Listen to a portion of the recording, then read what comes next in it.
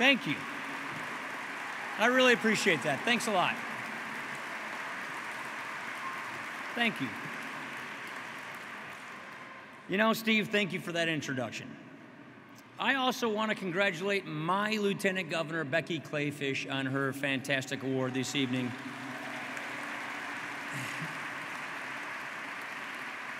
She is so good. She's so good, she got elected to her first term twice in Wisconsin.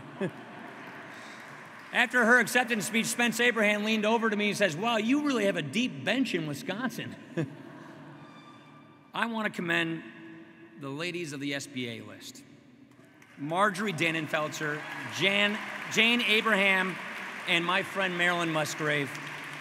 Thanks for organizing this. Thanks for what you do. You know, I can tell that you took a little bit of Margaret Thatcher's advice tonight. When you wanted something done, you asked a woman. When you wanted something said, you asked a man.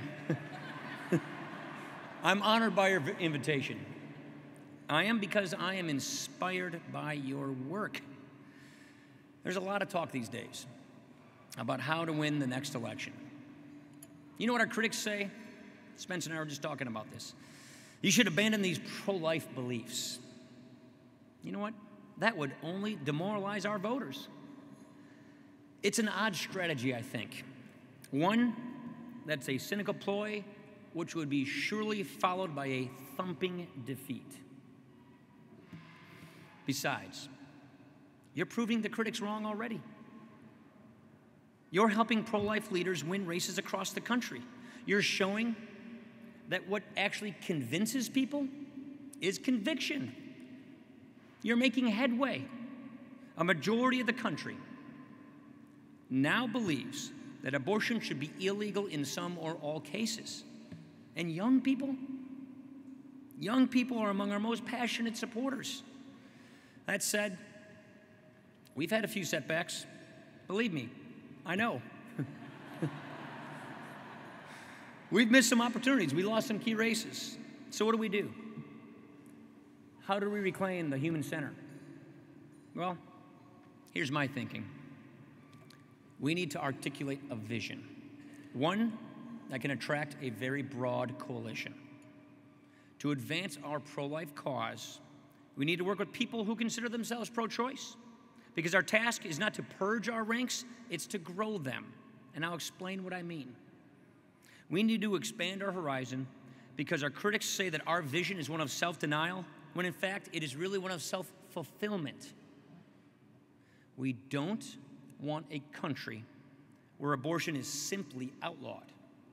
We want a country where it isn't even considered. That's the kind of America we want.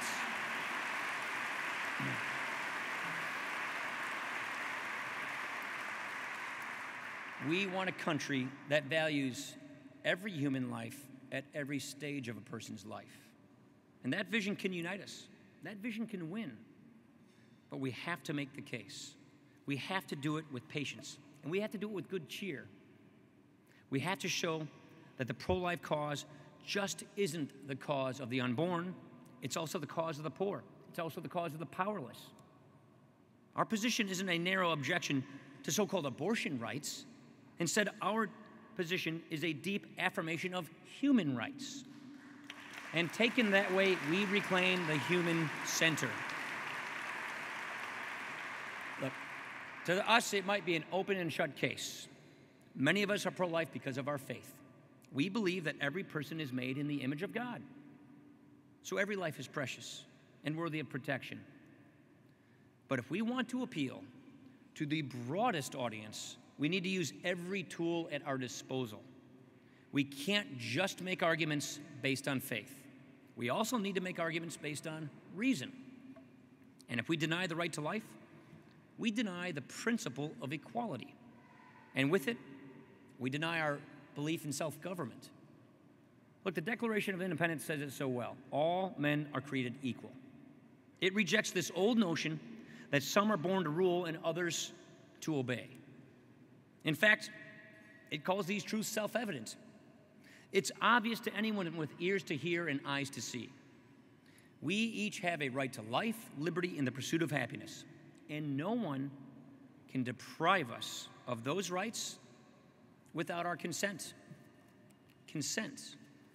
Consent is the source of power in this country, not wealth, not ancestry. Government, it's not the master of the people. Government is the servant of the people. And so we need to be vigilant. We need to get this right. Because when government assaults any of our rights, all of them are endangered. And once people can deny the rights of some, we're no longer equal as human beings. The foundation of our government is therefore weakened. The rights of the people are imperiled. Anyone can understand that danger. The way I see it, and this is going to take patience, this is going to take good cheer, we are the heirs of our founders. We are the heirs of Abraham Lincoln, of all those people who wanted us to live up to our nation's ideals. And we should follow their example. In other words, we should be prudent. Our forebears knew to strive for perfection, not to expect it, because mankind is, after all, flawed.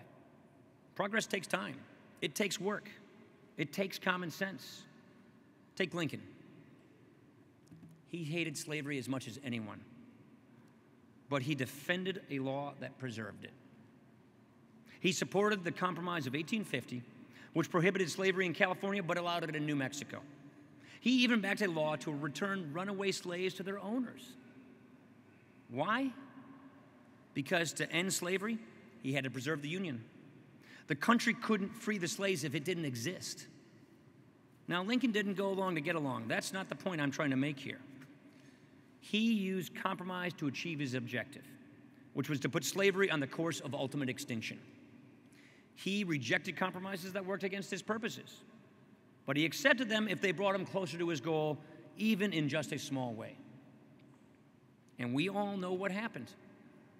After years of turmoil, he helped pass the 13th Amendment and end slavery once and for all in this nation.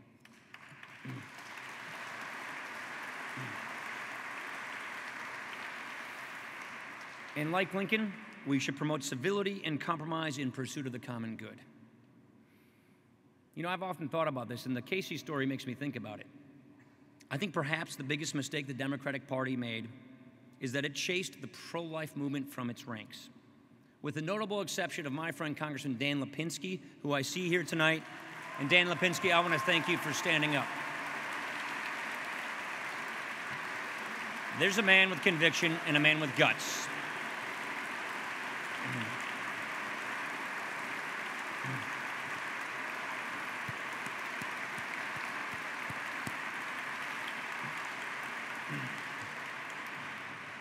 As for some other Democrats, in a complete disregard for millions of pro-life Democrats, President Obama has catered to the extreme elements in his party. In the Clinton years, the stated goal was to make abortion safe, legal, and rare.